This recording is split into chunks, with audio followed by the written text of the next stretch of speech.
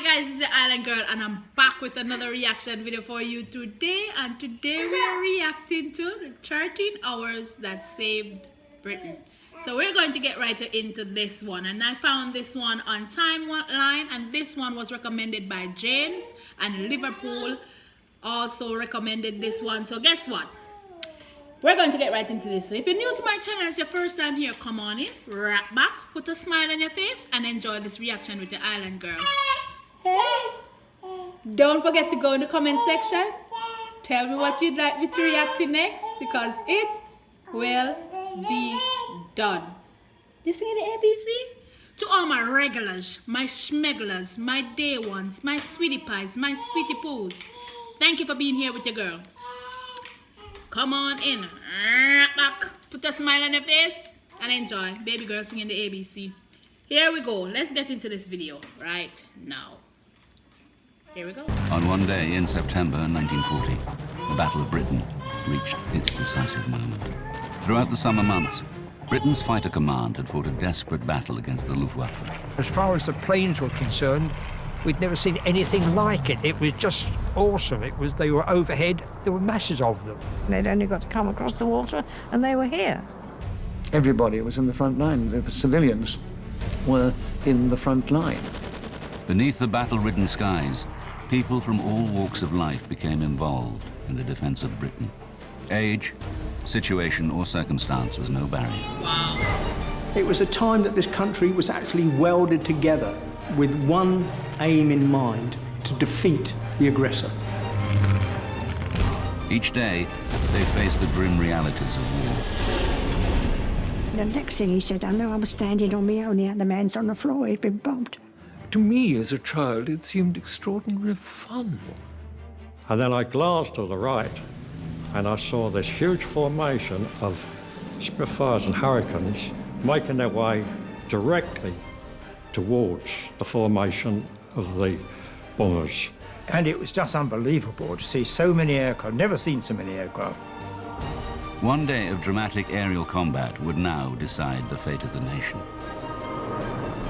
The role of the Luftwaffe during the Battle of Britain was to destroy fighter command, to gain air superiority to enable the invasion to take place, to occupy Britain, or to force us out of the war on Nazi terms.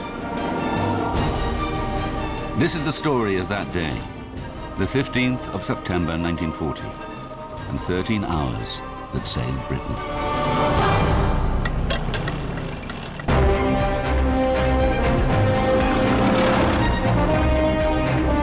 Guys, I have goose pimple all over my body just listening to what they're saying, and we haven't even gotten into the meat of things as yet. Let's get into it.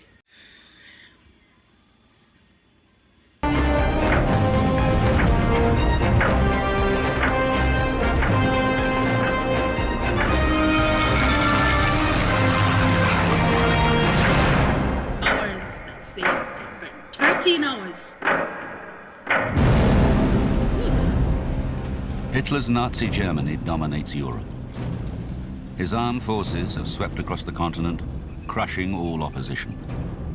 Of his enemies, only Britain remains undefeated.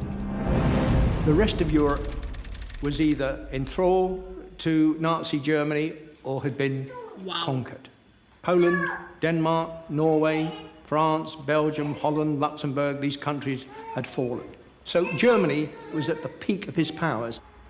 Hermann Goering, head of the Luftwaffe, believes that attacks by German Air Force alone can bring Britain to its knees. He has promised the Führer that the Royal Air Force will be swept. Man, so they're in for the fight of their life.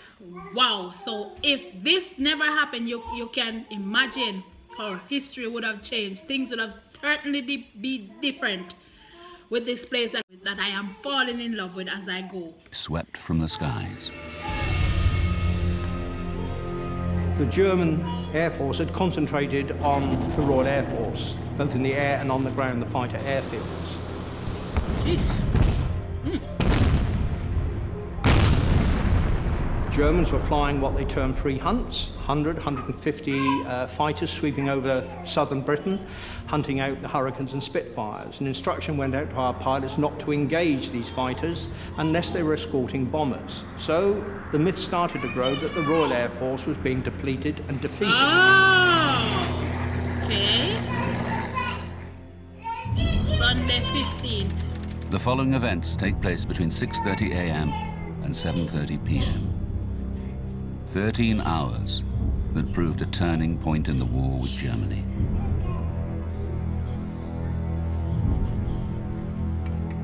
(6:34 a.m.) 6:34. Sunday dawns for a country that has lived in fear of invasion for more than 3 months. We had the Germans knocking at the door. If the Air Force had been overwhelmed, they would have been in London within a week or so. We couldn't have stopped it. This is crazy. He is 16 years old and he can remember what happened. I'm like, oh my word. And can you imagine as a kid, you didn't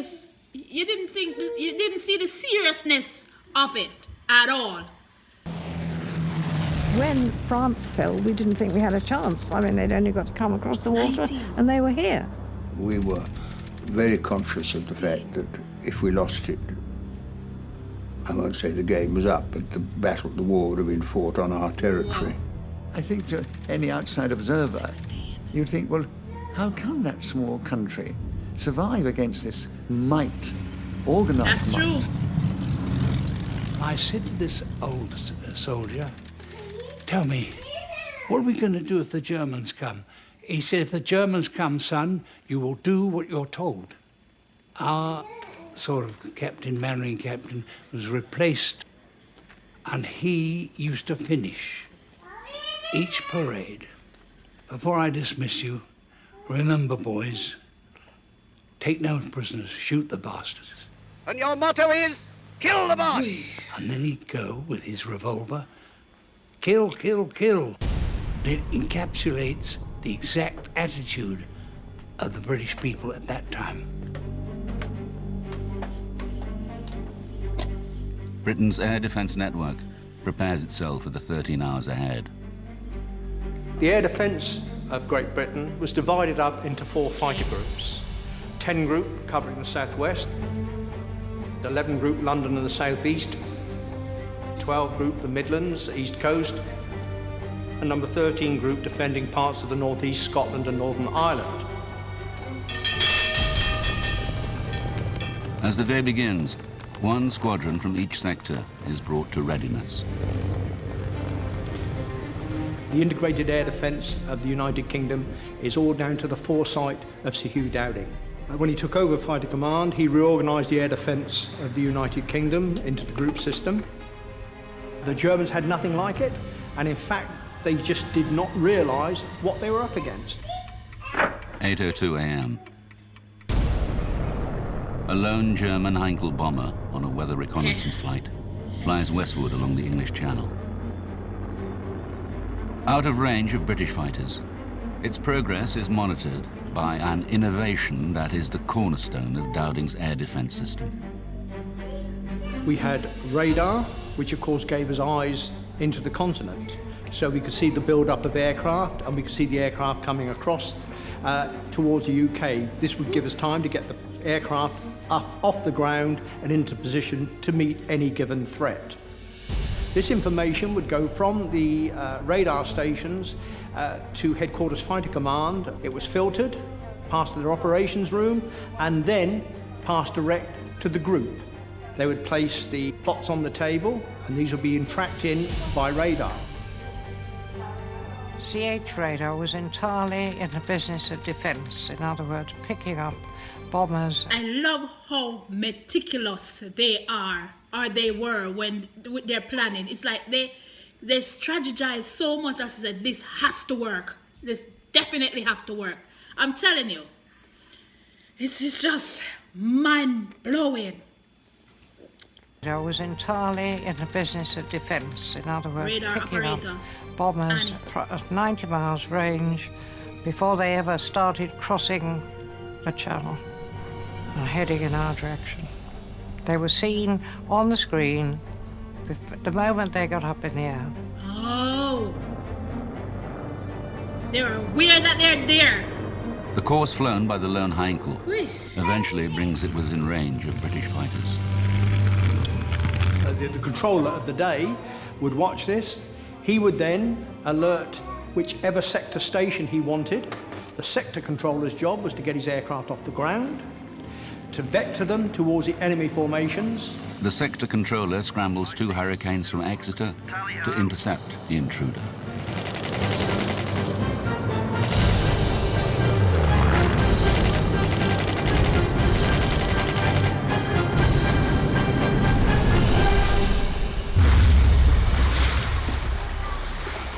None of its 5-man crew survives. They are the first casualties of the day. Jeez, guys, this is intense. I'm not going to lie. This is intense. It's like I'm living it. I have chills running all over my body, and it's like, jeez. For the people of southeast England, increasingly accustomed to living in the shadow of war, it's a Sunday morning like many others. But it will not be a day of rest for many.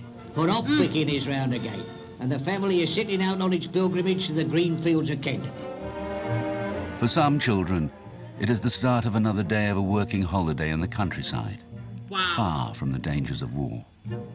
We used to go to hot pick on the same farm every year in September. Now, it was traditional to wait for, we used to have 2 notifications about 10 days before we actually went. When Mum and Dad used to get a card saying, we booked a bin and hut for you. Because you was agriculture workers, that time, 1940, you got extra rations. It's crazy. Work skills going on. Summer term of 1940, attending Dartford Junior Technical College, and a notice came round asking for volunteers to go fruit picking in the coming autumn. Apparently, all accommodation, food would be provided free of charge, and we'd be paid for the work we did. Wow. In the East End of London, Mary Sterry is looking forward to a big family occasion. My uncle was getting married. We didn't know the girl he was getting married, but we were told that she was a young actress. We had been invited to the wedding. My father, all us kids, the one getting married, Uncle Tom, was younger than my dad. And they didn't want us to go, did they? But, we went. Herbert Hurry is getting ready to join his workmates for a fundraising football match. I played a lot of football, and in my time I played on 1 or 2 decent grounds, but they knew that at work, and that, but my foreman was a decent type, and he said, if you clean my car, I'll let you off to play football. We used to play down by Wormwood Scrubs, and attract 1,000 people on a Sunday. 9 a.m. Can you imagine just that everybody's just going about doing life as it is, because they're not expecting anything roughly, because like I said, there are kids just going about and doing as life, just going to flow with 9 a.m. 9 a.m. Thank you. While London stirs into life, at bases in occupied France, Luftwaffe aircrews prepare their aircraft for a major attack. One they expect to be decisive.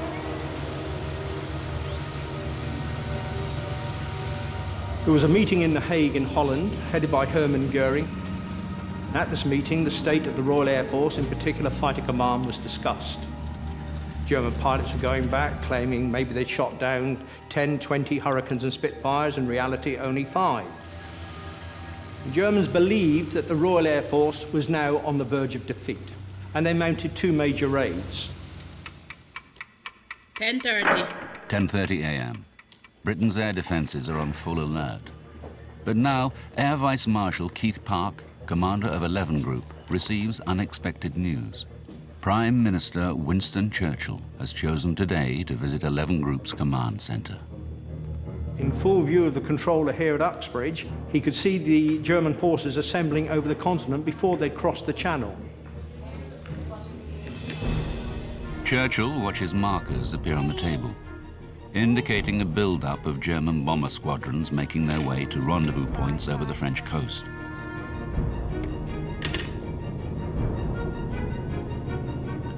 Starting from a few aircraft coming over or near England and the south and east coast, to suddenly having to put up 250 plus was very, very scary. Because you couldn't imagine that many aeroplanes coming over. And were we going to survive? That's a lot. 250 plus. She's right. Had to be scary at that time. Just the thought of it. So many at once. Man. Were we going to survive? 11:05 a.m.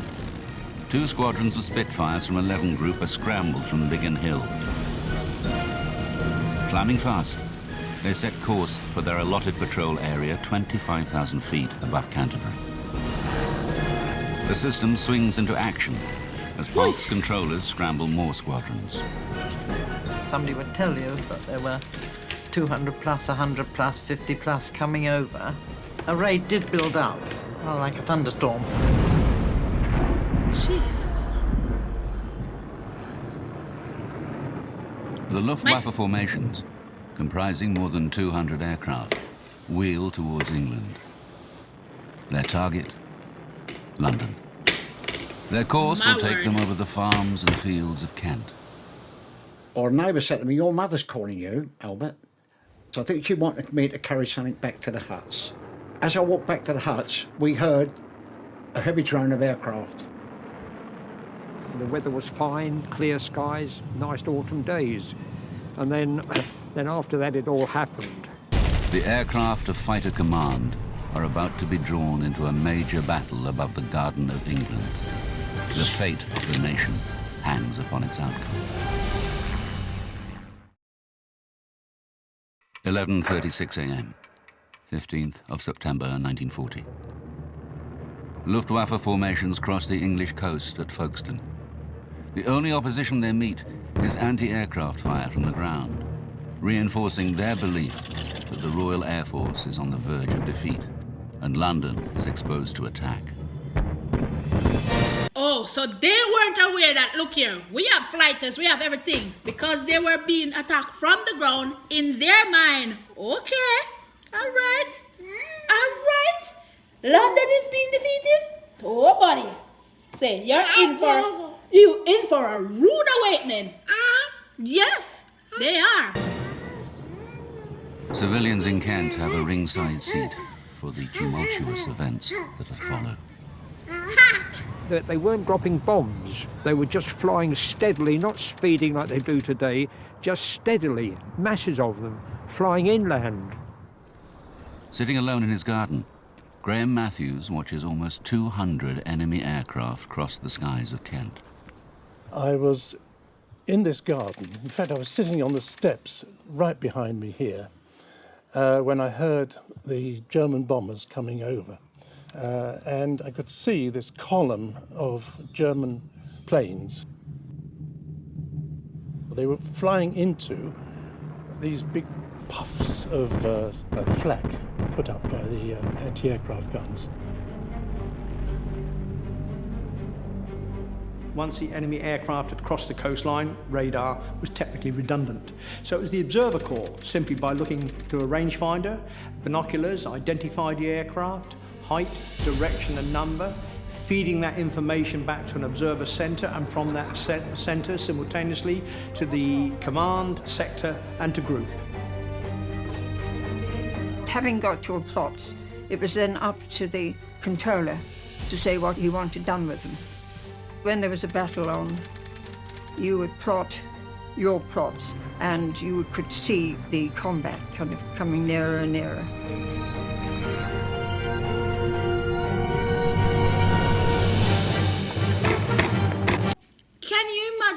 kid in a garden, you have no fear because you don't know what is taking place. You see all these aircrafts going over your head.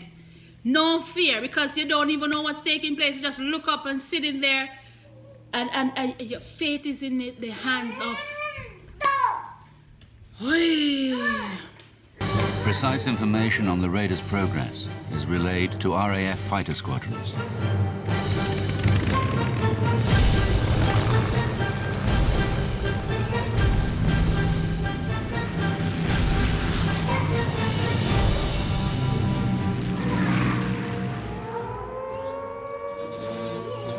When you hear the sirens or anti-aircraft guns, you must get under cover at once.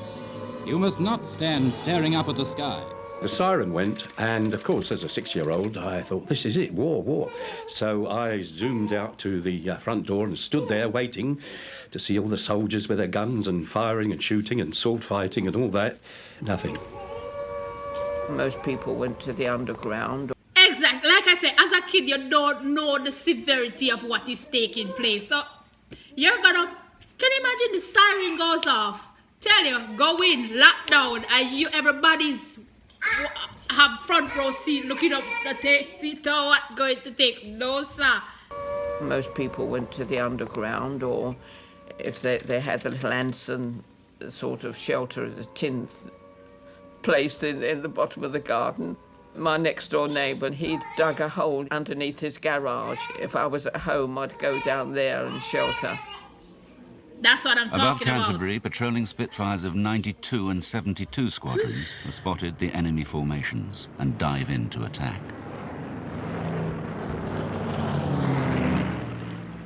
Along with other children, Ray Binks has been sent from London to the safety of rural Kent. But he soon discovered that the front line of the aerial battle now runs through the fields and villages of southern England. Oh. We were watching all these air battles going on, and all of a sudden, from across the trees, was this German bomber, came across so low that you felt you needed to duck. And behind it was one of our fighter aircraft, and they were both having a go at each other. And the engagement initially only lasted a couple of seconds. And then you would then break away and then attack them individually again until either you were out of ammunition or, for one reason or another, you weren't able to attack anything. More British fighter squadrons join the action. Our boys were coming out of the sky and shooting them up, and they were going up, and there was these vapour trails. You had vapour trails all over the sky. It was just like a lacework pattern. So you'd hear the roar of the engines and the stutter of the guns and screaming of the engines, really. You would see the smoke start pouring out of one, and it was plummets to the ground. Drawing nearer to London, the beleaguered German formations reached the village of Chislehurst. Can you imagine? You know that everybody else around you was taken down, and you're a small country fighting for survival, and it's all happening in front of you. You can't go left, you can't go right. You just have to face it head on. Jesus. My father had heard that Chislehurst Caves was a place where people used to go who were bombed out. So he said, let's get into the van and we go to the caves. No, hardly any lighting at all. They gave us the hurricane lamps to find our way in. They gave us mattresses to lay on the floor, blankets, and we were one of the early ones then because that was just at the start of it. And there was very few people here. There was no sound of aircraft or bombs or guns. But Ron has no intention of missing the excitement taking place overhead. He leaves the shelter of the caves. I was more interested in watching what was going on, and I saw this huge formation of Spitfires and Hurricanes, more than I'd seen before. I should say roughly again about 50 or 60 of them, making their way directly towards the formation of the bombers. 12:07 a.m. Hard pressed and stripped of most of their fighter escort, the German bomber formations arrive over London.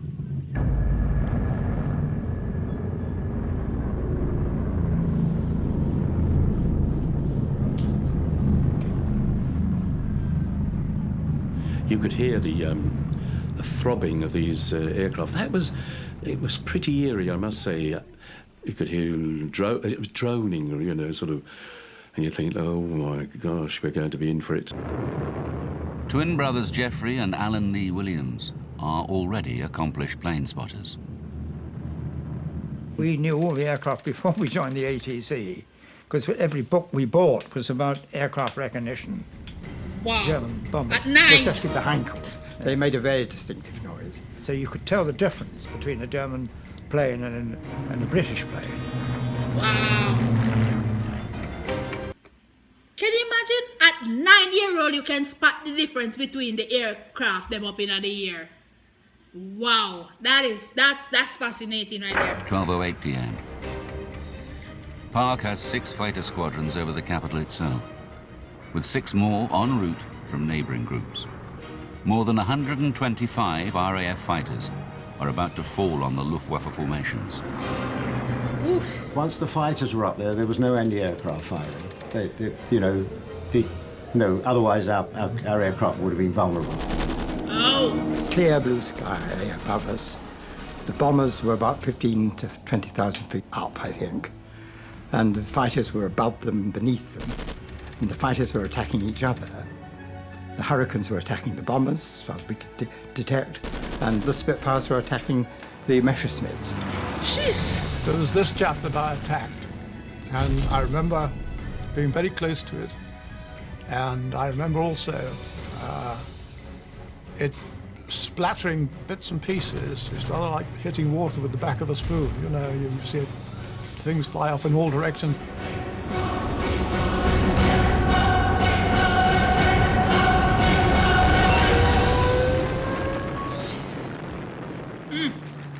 High over London, 5 squadrons from 12 Group now into the fray. There were that many RAF fighters in the sky, technically they were getting in each other's way. You got yourself tangled up with these things with black swastikas and crosses on them and things. Occasionally, you would find you were mixed up in a dogfight and a Spitfire would whiz past and you'd think, there's somebody else here as well, a friend. But otherwise you didn't see them. You lost contact with all your own aircraft after all. One minute the sky was a tangled mass of whirling aircraft and you fastened onto one and went off in one direction. And by the time you'd finished with that, you looked round, there was nobody to be seen anywhere. Looking up, I couldn't tell which was which. I mean, to me, they looked like giant moths playing You're It.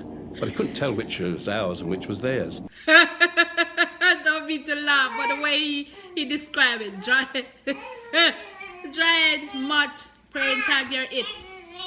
But I get it, I get what he's saying. Just how chaotic it was up there, you couldn't... How chaotic it was, you couldn't tell where, who, what, because of the confusion.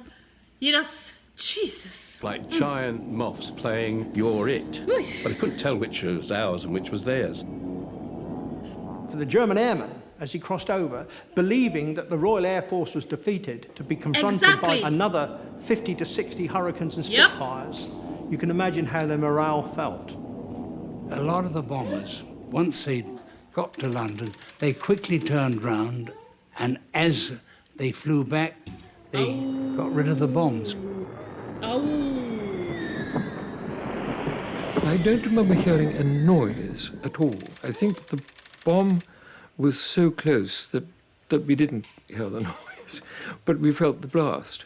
And we were picked up and thrown into the wool shop. And, of course, the blast had reached the window and blown it in before it blew us through a fraction of a second between the two events, thank God, because if we'd actually gone through the glass, I think it might well have killed us. And then, as I was about to deliver another attack on the same aeroplanes, the crew began to bail out. And I was immediately behind it. And I remember seeing things I didn't really recognize to start with until they flew past the top of my cockpit, and I realized they were arms and legs. The German aircraft was shot down just over our area, and the pilot parachuted into the grounds of the old Bedlam lunatic asylum, which is now the Imperial War Museum. He was immediately surrounded by as many people as you can name, all very... Love it! Love it! I love it! Everybody's taking part. So imagine, his plane going down, jumping out of his plane, think he's in... But why do you think you would be safe anyway in your... That is... Good on you. Kudos to the... Yeah, not afraid. Everybody's surrounded. Yes, very angry, yes, of course. yes. 12:11. 12:11 p.m. The German formations turn away from London and head back towards the English Channel, harried all the way by Spitfires and Hurricanes. 2 of the bomber pilots decided it was time to go home. They didn't fancy, they'd never seen so many Spitfires and Hurricanes together in one time, so they took a turn. They broke off from the right side of the formation, which brought the 2 of them towards me. As they were coming over, they thought they'd get a bit more speed, so they started to jettison their bombs. One of the bombs came down quite near me, but being young and energetic and quite fit, I was able to run. I felt the blast of the bomb, but I managed to keep my feet. I ran into the caves. See what I'm telling you? Kids, they don't compute danger like that in their brain when they're young. Golly. Well, when the German formation started its retreat from London, RAF fighters were concentrating on trying to bring the aircraft down. The German commander of that formation, Alois Lindmayr, kept his formation together as tightly as possible, knowing that if it was split up, individual aircraft would be doomed. We'll be picked off, yep. And he beat a brilliant tactical retreat. He managed to get most of his formation back across the channel.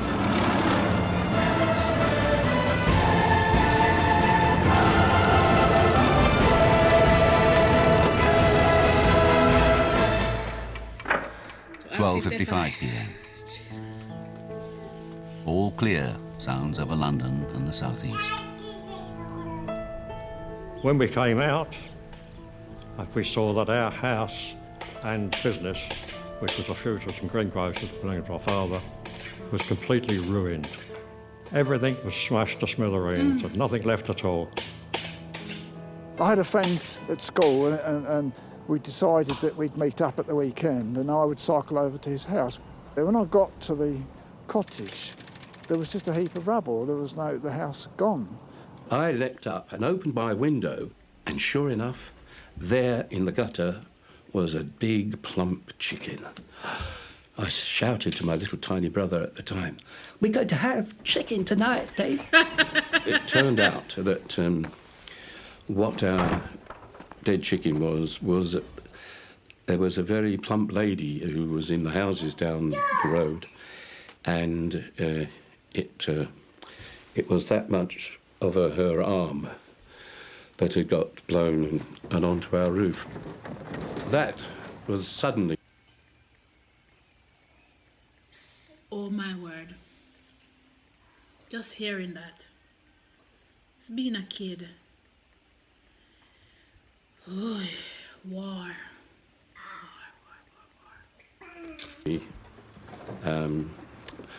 A little boy growing up very quickly and thinking war is not much fun. They asked me to carry mugs of tea to the firemen who were still fighting the flames, the ambulance people who were still dealing with people who were trapped in some of the burnt buildings. We stayed there, I think, till most of the day, until the fires had all calmed down. But it was an experience that's impinged on my mind to such an extent, it'll never go away. 1 p.m. In the operations room of 11 Group, The plotting map is cleared of enemy markers. The Luftwaffe attack has been heavily disrupted. They have lost 18 aircraft, the RAF 13. But more hard fighting lies ahead. The Luftwaffe is gathering its forces for a second, far greater assault that will push Fighter Command to the very limit. What? Here am I thinking that, okay, everything has subsided and we're doing okay so far, because they turned back on everything. I can't believe they're going in for the fight of their life.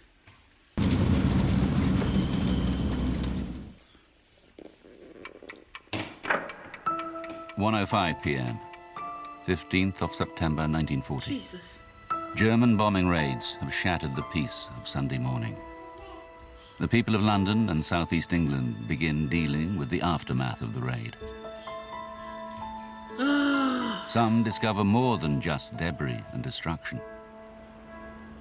We were in our shelter and we crept out, and in the first apple tree down the garden there was a parachute opened. No sign of an airman, just the parachute. This little pickup truck came along, I think it was a Hillman or an Austin, with 4 or 5 Home Guard in the back, and I think they had 1 rifle, and they asked us where the parachutists had come down, and so we told them, and off they went. We were told to keep them covered and make them take off their parachute. When they were captured, those German pilots, they were so arrogant they couldn't do anything with them because they thought they would be released in a few weeks. The Brits were going to give in. I think if someone's dropping bombs on you, you don't like those people very much. You know, there used to be a saying going around, the only good German was a dead German. The other thing was, which lightened it up for us kids, was searching for shrapnel. Shrapnel became a sort of currency amongst small boys. You could swap cigarette cards for shrapnel and the other way around. You know, really good conker would be worth a piece of shrapnel. And so getting out into the streets first was quite important. What you got, Gert? Good, that'll make a good souvenir. There would be competition between other boys, mostly boys, girls as well, I suppose, but mostly boys, of how much you collected. We collected buckets of... I'm telling you, man, kids, when you think about it. Buckets of the stuff. We did find a live incendiary bomb, so I took it along to my friend's house, who lives a bit further this way, and he got it on the workbench, and he was drilling a hole in it, and of course they're magnesium, and the drill bit was getting hot, and there was vivid blue or mauve flame coming off the bomb, and I decided to get out of it as quickly as possible, and I went and told his mum, and he was rather upset about that, you know, stop his fun. As soon as the people had cleared the bomb site, we were on it. What we were mainly looking for were pennies that, you know, might have got buried in a little hoard of things. Wasn't very nice, really, when you come to think of it. But then, of course, there was the sort of lightness for us as children, a little bit of adventure that, after all the horrors. Yes. 1:40 p.m. Jesus. Reports are streaming in as the electronic eyes of the radar network detect another build-up of enemy aircraft across the channel. No. In the afternoon, radar picked up an even larger formation forming up and crossing over the channel. Although it couldn't give an exact number, it was estimated to be 400 plus aircraft. Our aircraft... 400 plus. 400 plus more aircraft. No. Guys, I'm so nervous watching this. It's crazy. My nervousness is getting the better of me. ...after course after the morning raid and returned to ground to rearm and refuel, and we're back up in the sky to meet this threat. The Luftwaffe forms 3 huge columns of aircraft. This aerial armada is determined to batter its way through all opposition. We didn't really know what to expect. Well, we were all praying that the Air Force was going to be strong enough to hold out. You adopt a sort of fatalistic attitude to it. You just carry on as best you can. There was a phrase during the war which saying is that if a bomb has got your name on it, that's the one to worry about. But at my age, you couldn't be killed anyway, could you? It was a big adventure. 1:45 p.m.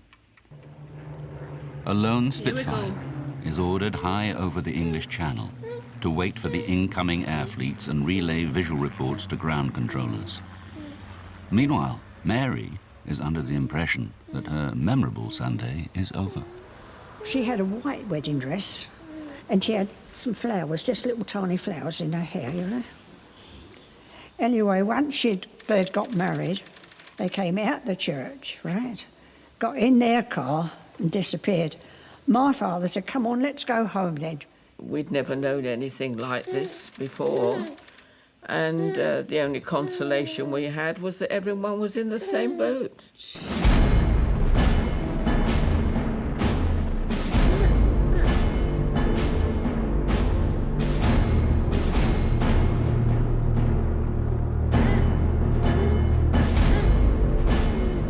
At 26,000 feet above the English coast, the lone, forward patrolling Spitfire spots the incoming German formations.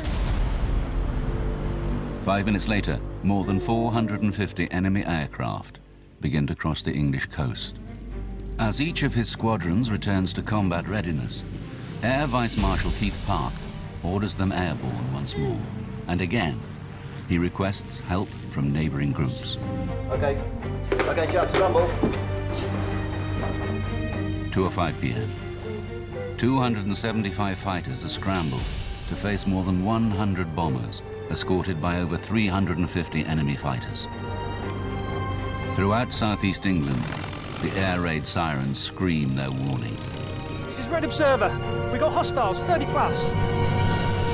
They herald the approach of the enemy air fleet, and a battle fast moving towards its climax.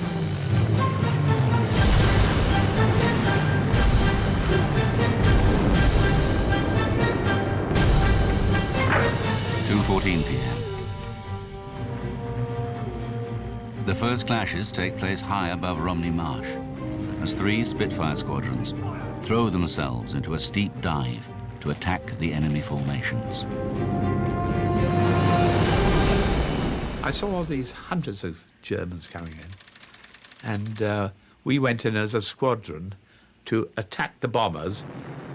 So I went in at this height. They were in close formation, and the gunner never fired back at me, and I always thought that somebody had been at him first. But anyway, I got an engine blazing. So the Spitfires had come down to see to them, and the 109s would come down to attack the Spitfires. So by the time we got off the end of squirting at a whole line of bombers, all hell was let loose. Speed and surprise drives them through the escorting fighters and onto the bombers. Had a quick poke at a bomber, then been bounced by the 109 escort yourself, so you would have to concentrate on saving yourself from the 109s. German fighters are hampered by orders to stick close to the bomber formations and struggle to beat off the initial attacks. I was cycling along when I saw this aircraft. So basically they have to keep formation to protect the bombers, because that's what's going to do more damage. So they're getting picked off because they have to hold formation. Stupid too. They're stupid. Coming towards me, very, very low, rooftop height.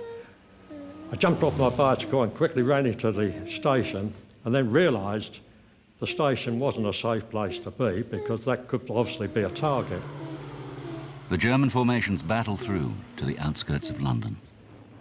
We went into the Anderson shelter, and then people started to say, "Look at this." And of course we all piled out to see what this was.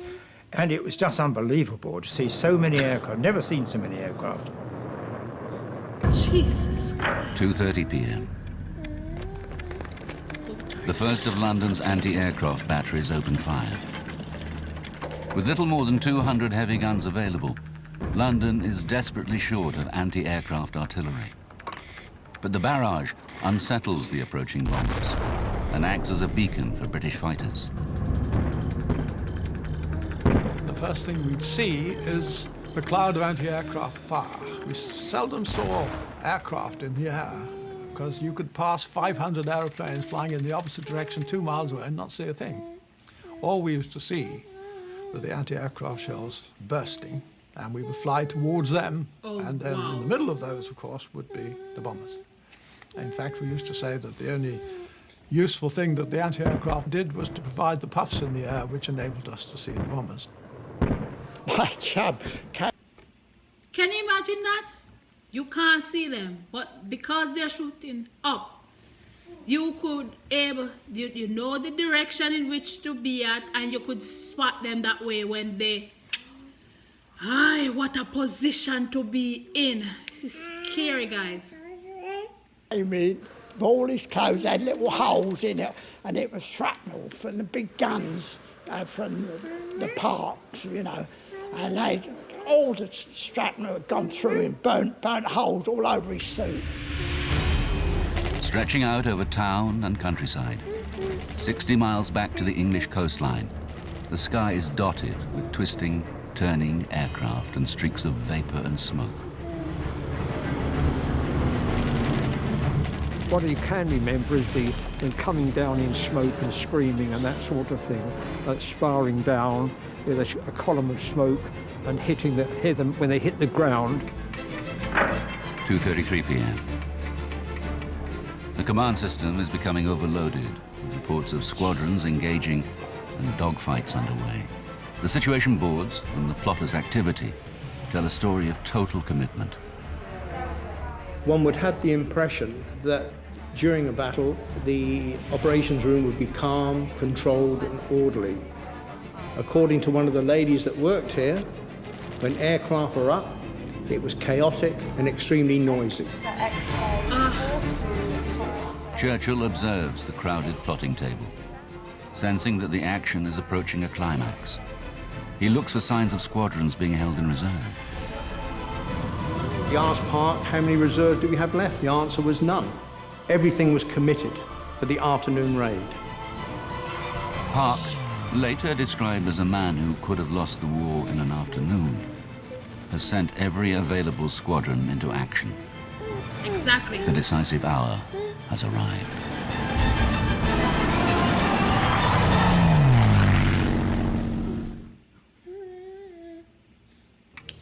(2:45 p.m., 15th of September 1940. The battle rages over southeast England. Every available RAF fighter squadron is airborne and committed. British pilots are pushing themselves to the very limit, but inevitably, bombs begin to fall on the capital.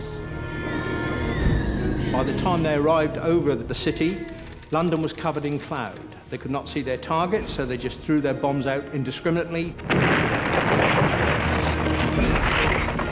All of a sudden, there was this tremendous thump, and the house shook. And I heard a bomb drop quite close, and then another one much closer. And I remember thinking to myself, I hope there's not a third. But there was.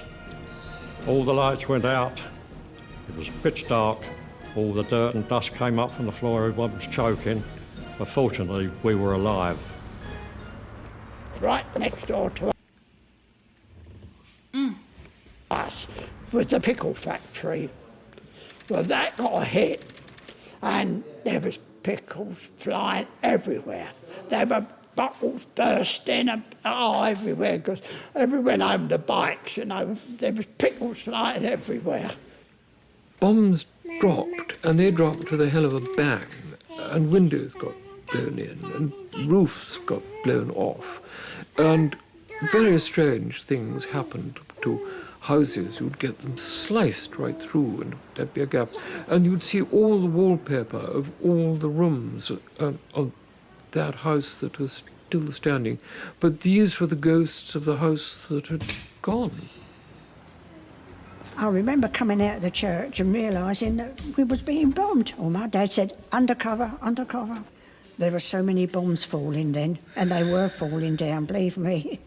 Because the bombs was falling down, we was running here, there and everywhere, trying to get out of the way. We went into the shelter, except my brother wanted to go home with his wife and the baby. The bomb came down at the front of the shelter and pushed him down on top of his wife and the baby, so they were saved, but he was gone. And that was the last time I see him.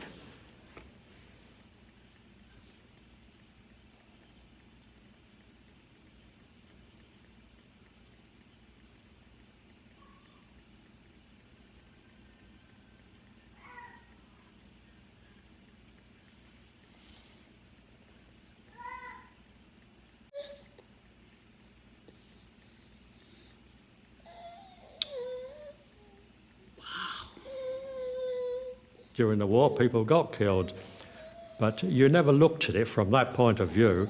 I suppose the fighter pilots were the same, really. They just glad till they shot someone down. It was either them or us. Yep, neither them or you. That's true. Bombs have been scattered over a wide area of southeast London. Now, the raiders turn for home. Their escort fighters have already left with barely enough fuel for the return flight. And then there were sitting ducks, and that's why there were so many German bombers shot down. 3:15 p.m.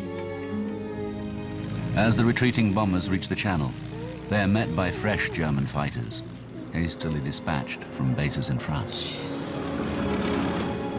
Fresh British fighters, racing towards the battle from bases in Exeter, engaged them. But British fighters are forced to abandon the chase.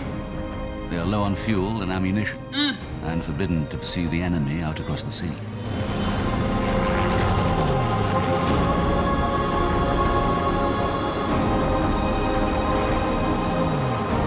With ominous clouds piling in the skies, the threat of further aerial action recedes, much to the relief of all who have fought and lived through this day. 5:25 p.m. One last Luftwaffe daylight raid is plotted. In spite of a grueling day's fighting, several RAF squadrons again take to the air. The enemy raiders are a fast hit-and-run force of fighter bombers, targeting the Spitfire works at Southampton. But they are driven off without loss to either side. For Fighter Command, it is their last major action of the day. 7:30, 5:30. Today was the most costly for the German Air Force for nearly a month. In daylight raids, between 350 and 400 enemy aircraft were launched in two attacks against London and southeast England. About half of them were shot down. In the heat of battle, RAF pilots believe they've shot down many more aircraft than they have. Actual German losses are more down to earth. The Luftwaffe has lost 79 aircraft and more than 130 aircrew, compared to RAF losses of 29 aircraft with 12 pilots killed. Nonetheless, it represents a stunning victory. It was a defining point in the war. 2 days later, Hitler postponed Operation Sea Lion. He realized that the Luftwaffe had not defeated the Royal Air Force, therefore the invasion could not go ahead. And you felt so proud of these wonderful young men who was defending us. Yes, I mean, they were, in that sense, heroes to us. These were people who were giving their lives and protecting us. True. And if I could have, learned how to fly an airplane, I'd have been up there. I wouldn't, of course. My mother wouldn't let me. The 15th of September 1940 was the finest hour in our history, because we came so near to defeat. It was a time when Hitler thought he would be able to bring us to our knees, and he failed. It was just, you know, a remarkable outcome, and here we are to tell the story. When we were at an air raid shelter, when an RAF pilot came in, and people stood up. Yes, oh yes. And applauded him. Yes, yeah.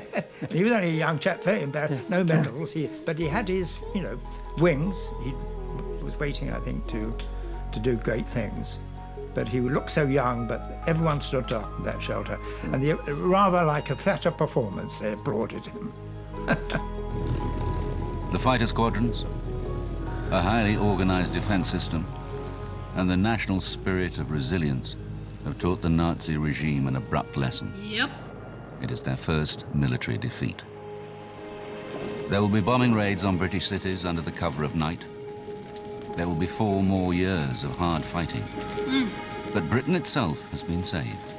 Yep. The British people have maintained their freedom and secured their island home from invasion.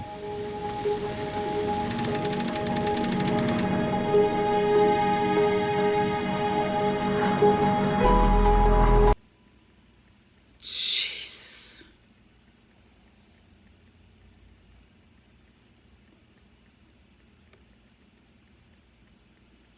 Man, what a fight. Just sitting here and listening to this, the intensity, it just have me on the edge of my seat, goose